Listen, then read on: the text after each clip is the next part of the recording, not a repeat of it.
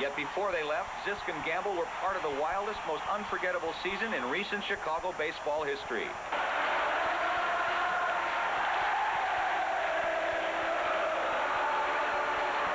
As White Sox fans serenaded vanquished foes that festive summer, they also seemed to sing goodbye to whatever else was troubling them.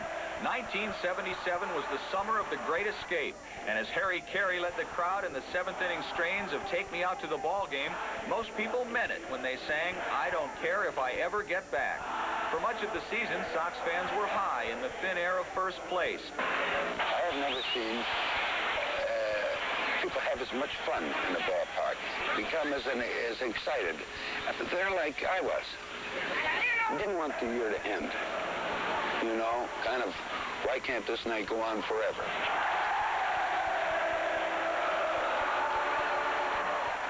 But by September, the music had died, and so had Chicago's pennant hopes. And it was time for Veeck and his followers to awaken from what had been a beautiful summer-long dream.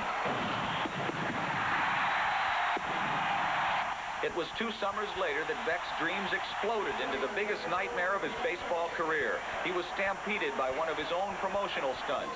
50,000 rock and rollers overwhelmed Comiskey Park to watch disc jockey Steve Dahl blow up a stack of disco records. Disco Demolition. Dahl's disciples were not malicious, but they wanted to be part of a crazed celebration, not a baseball game. After nearly an hour of mob rule, Veeck had to forfeit the second game of the doubleheader. Fire chief and the president of the league has declared that the playing conditions on the field will not permit them to play the second ball game. Of course I'm sorry I did it. I'm embarrassed, as I said. I'm abjectly apologetic for having put a great many baseball fans, and particularly White Sox fans, to an evening that was scary. For the first time in his career, Veeck was sorry he was front-page news. It was ironic that a bunch of teenagers blowing up disco records struck a cruel blow against a man who had not danced in over 35 years. Veeck's organization never recovered from disco demolition, and after losing seasons in '79 and '80, the party was over. Veeck realized he had neither the funds nor the good health to continue the quest for a championship. So once more, he was leaving baseball. Veeck sat forlornly as his board of directors approved the sale of the club. Even though the two were never close personal friends, Sox broadcaster Harry Carey always shared Veeck's conviction of bringing fun to baseball. Carey, as much as anyone else, could understand Veeck's feelings as he prepared to leave the fun behind. I believe that Bill Veeck knows at every moment what he is doing, what he is saying, and why. Bill Veeck doesn't make mistakes. When he makes a mistake, I think it's a calculated mistake that he wants to make. Bill Veeck has never come out on the short end of the stick. I think Bill, in the 5 years he was here, accomplished everything, anything that could be accomplished. He created love and excitement, and everybody became a White Sox fan, wanting him to win. And one thing he didn't get, and it's a shame because he deserved it, is the feeling of having developed a championship team. Because at the end of 5 years, I think they only averaged about 73 or 4 victories a year. I mean, you average 16 games under the 500 mark over a 5-year span. Yet the attendance was 1.3 million, and the fervor, the hysteria, the longing, the backing, the enthusiasm of the crowd was still there. I don't think it could ever happen again without a Bill Veeck. It's a great loss to the city. I'd love to see him stay here and do something. If he was younger and his health was better, I'd suggest he run for mayor. This man has every day of his life, Tim, and people forget this because he's laughing all the time. He's so joyful. Every day of his life has been torture, as it has been for a lot of war veterans. If I were writing a book about Bill Veeck, I would start out by saying Bill Veeck had the horrible misfortune of having been born on the right side of the tracks. As soon as he was able, he crawled to the other side to complete his education. He's been living happily and merrily ever after with a foot in each camp. The incredible story of Bill Veeck took a poignant turn on the last day of September. Veeck had a 102-degree fever and was only days out of a hospital. Yet he limped slowly, bravely out of his South Side apartment building and folded himself into a station wagon that would take him to Comiskey Park for a night he would never forget. It was warm and clear, even at dusk, but Veeck was like an old trooper, smiling through his pain as he rode with his arm out the window and a grin on his face. He was a lone figure as he dragged himself up the Comiskey Park steps. He stopped for a brief moment, accepting hugs and kisses from his workers and congratulations from his friends who had gathered to say their goodbyes. Veeck then worked his way up toward the press box, asking for no help and being accompanied by only those who wanted to walk with him. He stopped in an elevator but was forced to wait because it wasn't working. It was a bitter irony. Veeck, the owner of the elevator, waiting uncomfortably for it on the one night of his life when he might have needed it the most. The lift never came, and again Veeck had to walk, dragging himself up the winding steps. He was greeted in the press box by what he really did not need at the moment, a swarming crush of reporters. Veeck leaned for support on the table. He submitted to the questions as though he were not laboring, never raising his voice, never saying no, disguising his difficulties, sweat dripping from his face, breathing deeply.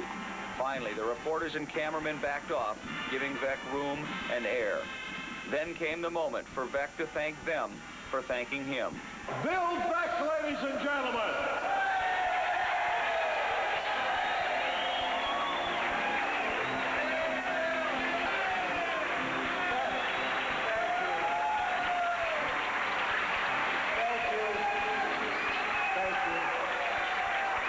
I can't even conceive of what would have happened if we'd won something.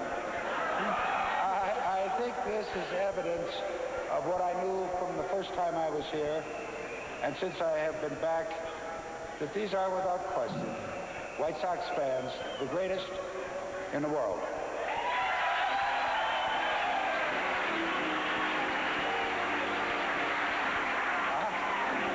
I can assure you, I wouldn't have come out to see me, and yet I can't express to you how appreciative I am, how thoughtful it was, how kind.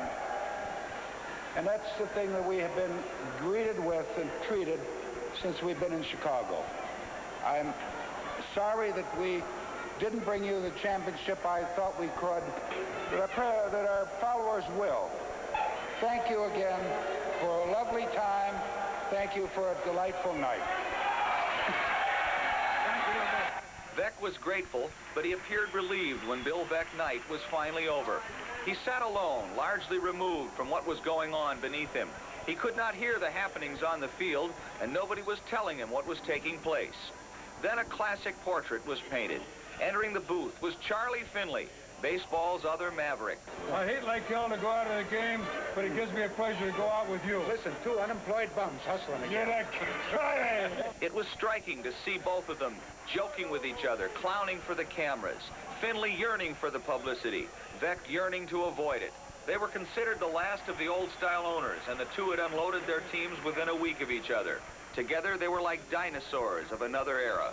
Finley left, but then Charlie returned to the darkened booth, and with the action swirling around them, he and Veeck spent a brief, serious moment together. The two old owners were never the best of friends, but on this night, they felt their lives intertwined. As the activities continued down on the field, Veeck was silhouetted against the stadium lights. He gathered up the mementos he had been given during the evening. Then quietly, as the fans below chanted for him, he left. Almost nobody knew that he was leaving. He shook some hands as he labored down the steps. Then Veeck turned out a door to what would be one of his last walks down the ramps of Comiskey Park. He left the park through the Sox offices, poignantly stopping to look for his old friend, Rudy Schaefer. No, I just wanted to say goodbye. When you see Rudy, you just say, I don't want to say goodbye. No, not goodbye, good night. This world would be better if more people didn't take it too seriously. You know, it isn't grim. It's kind of wonderful. Between the first and last things, these got steeper. They do for me, too. Don't understand how that happened for a kid.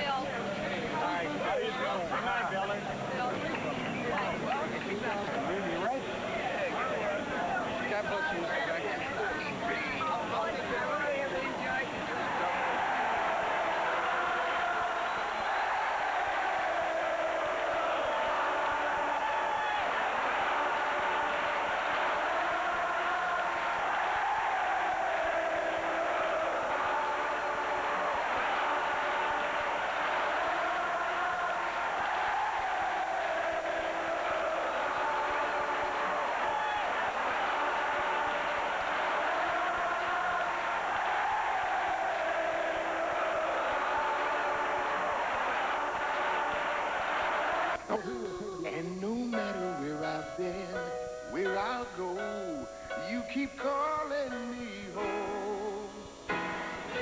Calling me home, Chicago. No matter where you're from in America, Chicago is your hometown. Come home. Hey, Hancock, you back for a refresher course? Chicago is calling me home.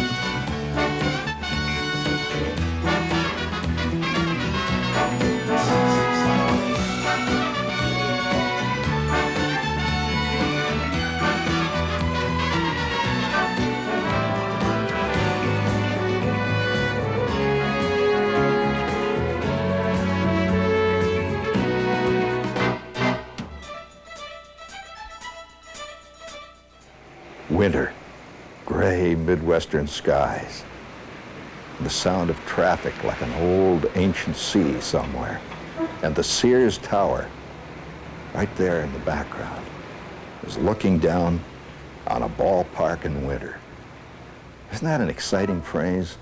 Sounds like the name of a great novel, The Ballpark in Winter. It's like Gettysburg, lying there, just waiting for the next battle to begin. This is Comiskey Park. And believe me, this park has seen many battles.